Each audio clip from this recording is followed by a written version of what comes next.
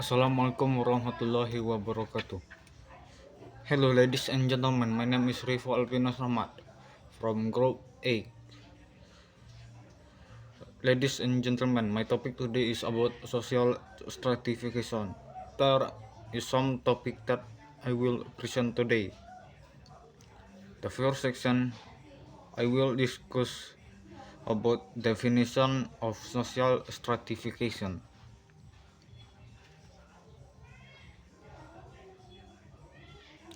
Social stratification is a concept used in the social science to describe the relative social position of person in given social group, category, geographical region, and or other social unit.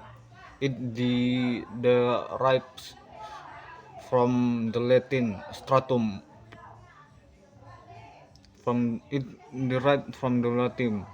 stratum, plural, parallel, horizontal layer, referring to a given society categorized of its people into ranking of socio-economic tiers based on factors like wealth, income, social status, occupation, and power. In modern Western society, stratification is often broadly classified into three major divisions of social class: upper class, middle class, and lower class.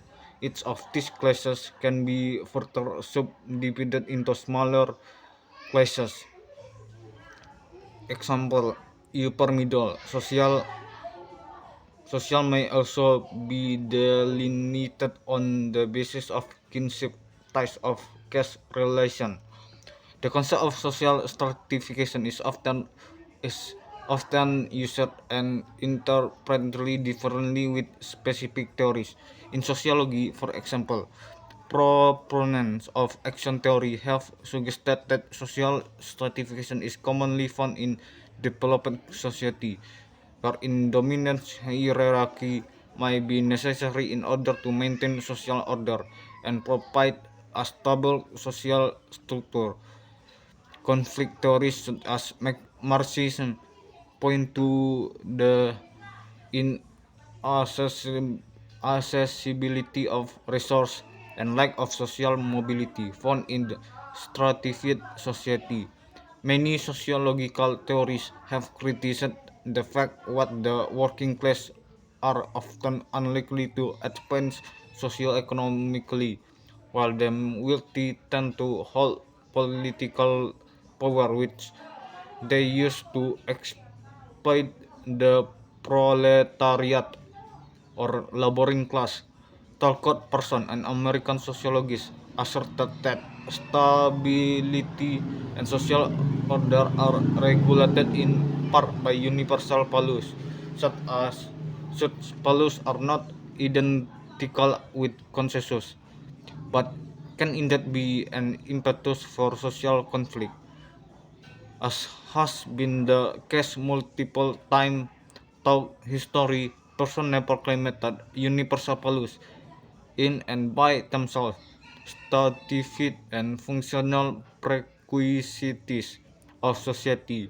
Indeed, the constitution of society represents a much more complicated condition of emerging historical factor. Theories such as Ralph Dahrendorf alternately note the tendency toward an enlarged middle class in modern Western society due to the necessity of an educated workforce in technological economies, various social and political perspectives concerning globalization, such as dependency theory, suggests that these effects are due to change the status of worker to the third world.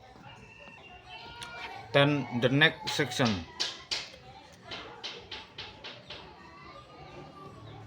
the second topic is the reason. Wait, the second topic is about social mobility.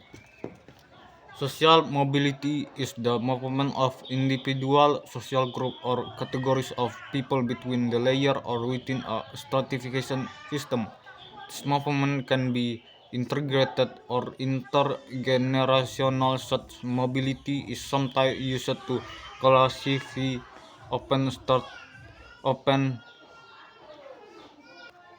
open stratification system are tools that allow for mobility between, typically by testing value on the achieved status character of individual to societies having the highest level of intragenerational mobility are considered to be most open and malleable system of stratification.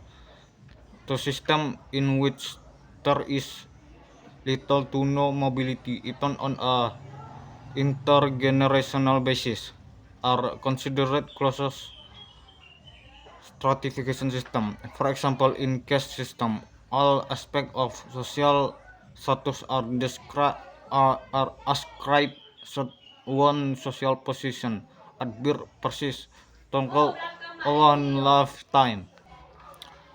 The third topic is about the basis for the formation of social stratification, also known as four underlying principles. Four underlying principles are posited to underlie social stratification.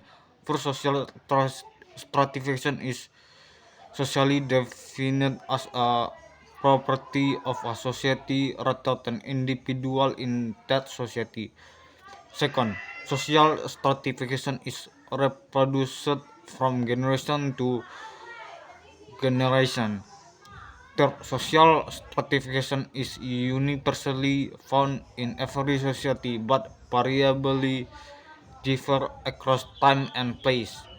Fourth, social stratification involves not just quantitative inequality but qualitative belief and attitude about social status. Although social stratification is not limited to complex societies, all complex societies exhibit features of stratification. In any complex society, the total stock of valued goods is distributed in unequally, wherein the most privileged individuals and families enjoy a disproportionate share of income, power, and other value social resources. The term stratification system is sometimes used to refer to the complex social relationship and social structure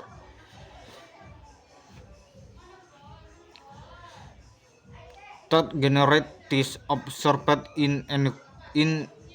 inequalities. The key components of such system are social institutional processes that define certain type of good as valuable and desirable. B. The rule of allocation that distribute good and resource across various positions in the division of labor.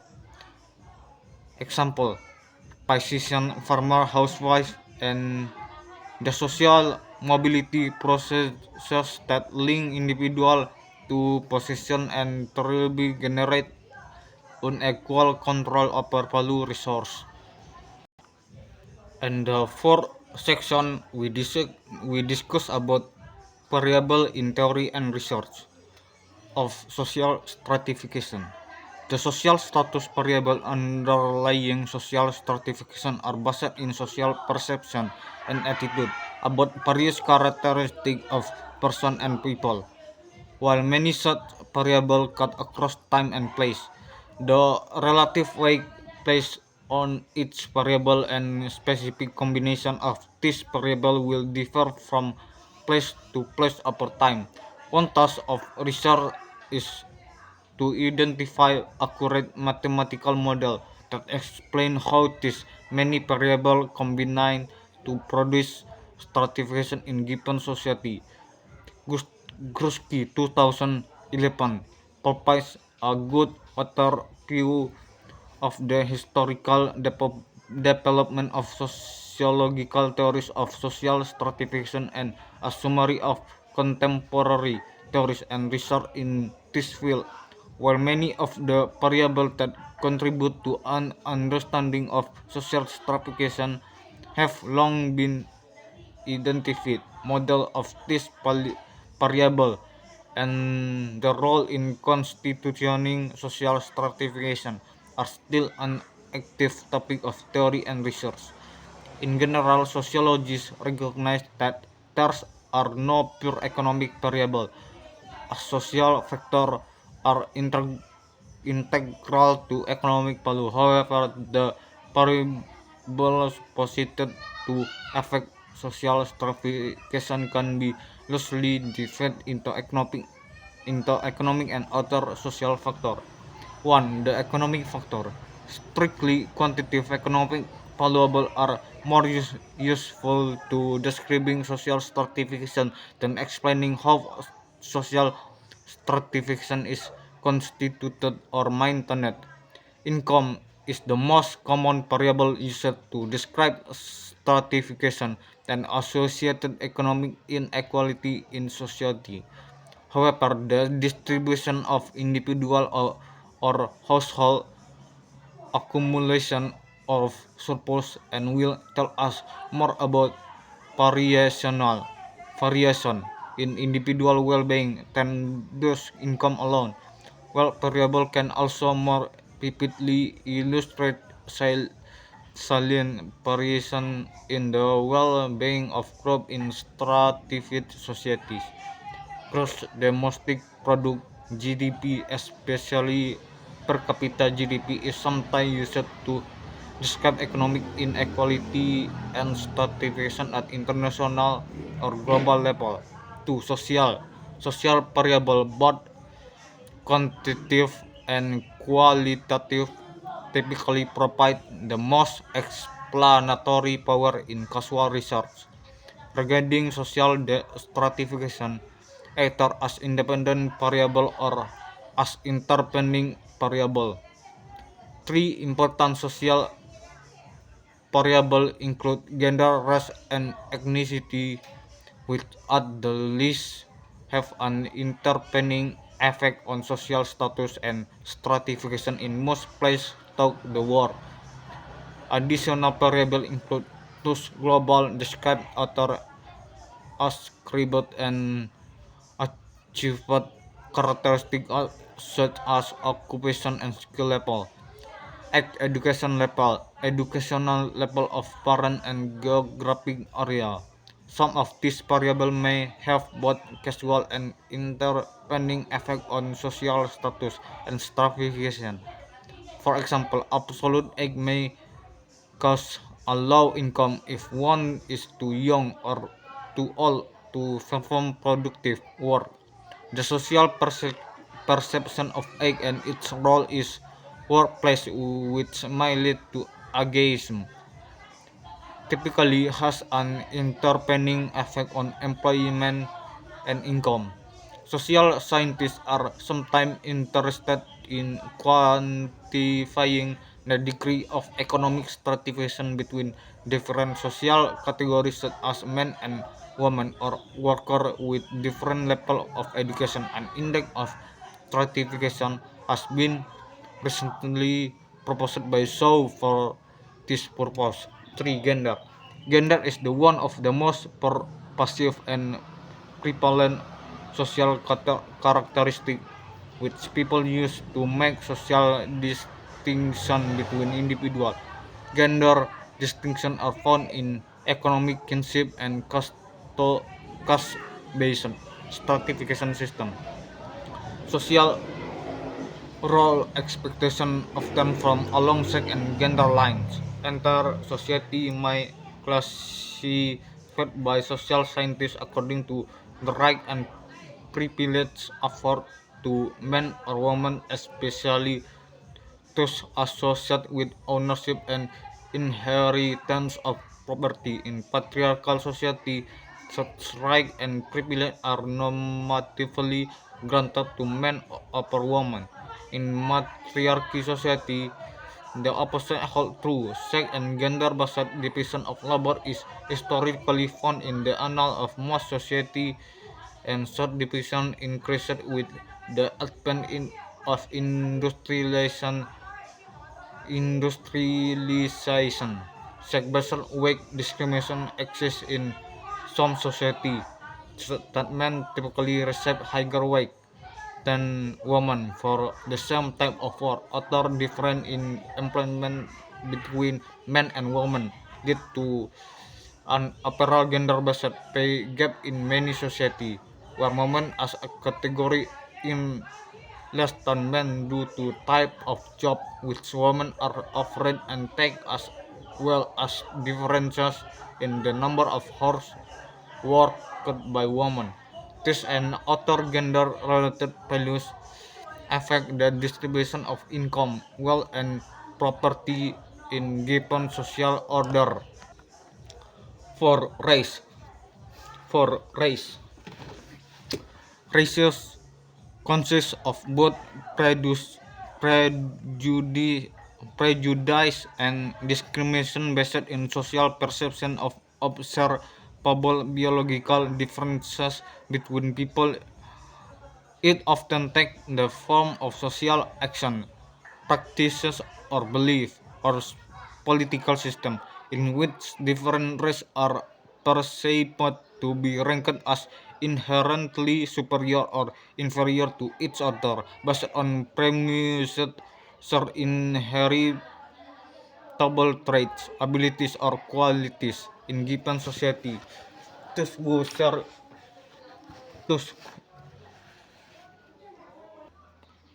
thus, who share racial characteristics socially perceived as undesirable are typically underrepresented in position of social power, i.e., they come a minority category in that society. Minority members in such society